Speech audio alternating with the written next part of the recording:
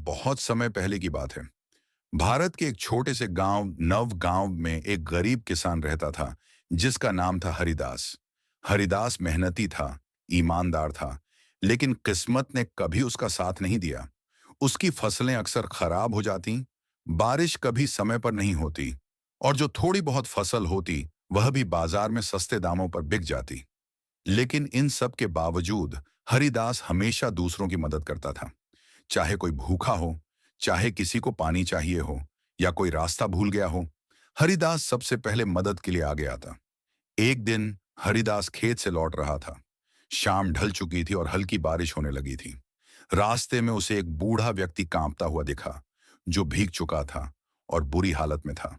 हरिदास ने तुरंत अपनी चादर उतारी और बूढ़े व्यक्ति को ओढ़ा दी। बाबा, ये लो मेरी चादर। बारिश बहुत तेज हो रही है, आप कहीं ठहरने का इंतजाम कर लो, हरिदास ने कहा।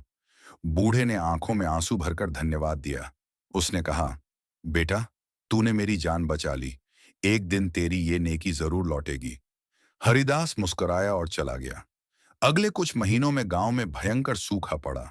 कुएं सूख गए, फसलें बर्बाद हो गईं, और खाने की चीजें मुश्किल से मिलती। हरिदास की हालत और भी बुरी हो गई।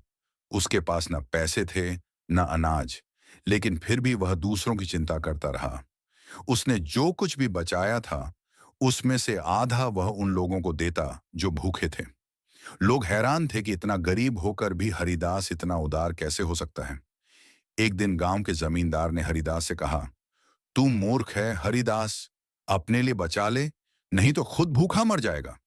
हरिदास मुस्कुराया और बोला, जमींदार साहब, भूख तो हर किसी को लगती है, लेकिन किसी का पेट भर जाए, यही मेरी खुशी है।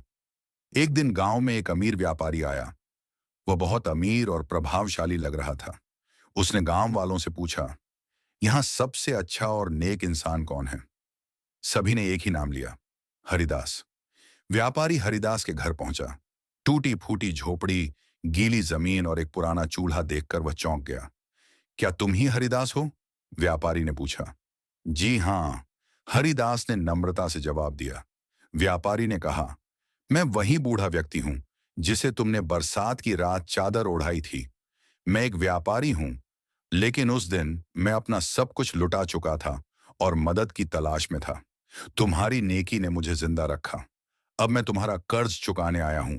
हरिदास कुछ नहीं बोल पाया। उसकी आंखों में आंसू थे। व्यापारी ने गांव में सबके सामने घोषणा की, आज से हरिदास इस गांव का सबसे बड़ा किसान होगा। मैं उसे जमीन, बैल, बीज और अनाज दूंगा। और हां, उसकी यह झोपड़ी अब एक सुंदर घर में बदलेगी। गांव वाले तालियां बजाने लगे। जमींदार, जो कभी हरिदास का मजाक उड़ाता था, शर्मिंदा खड़ा था। हरिदास ने झुककर व्यापारी का धन्यवाद किया, लेकिन कहा, आपने जो दिया वो बहुत है, लेकिन अगर किसी और को जरूरत हो तो उसमें से हिस्सा ले लीजिए। व्यापारी ने हंसते हुए कहा, तुम तो नेकी के सागर हो। तुम्हारी तरह का इंसान दुनिया में कम ही होता है। हरिदास की जिंदगी बदल गई। अब उसके पास सब कुछ था, समृद्धि, सम्मान और प्यार। लेकिन उसकी आदतें नहीं बदली। वह अब भी गांव के सबसे गरीब आदमी को पहले खाना खिलाता, खुद बाद में खाता। वह अब भी हर जरूरतमंद की मदद करता। और तभी गांव में यह कहावत मशहूर हो गई, नेकी कभी जाया नहीं जाती। हरिदास की कहानी यह सिखाती है कि सच्ची नेकी बिना किसी लालच के की जाती है, और जब समय आता है तो भगवान उसे लौटाते हैं, कई गुना बढ़ाकर। नेकी का बदला नेकी से ही मिलता है। दूसरों की मदद करना बिना किसी स्वार्थ के एक ऐसा बीज है जो समय आने पर सबसे मीठा फल देता है। अच्छाई कभी व्यर्थ नहीं जाती,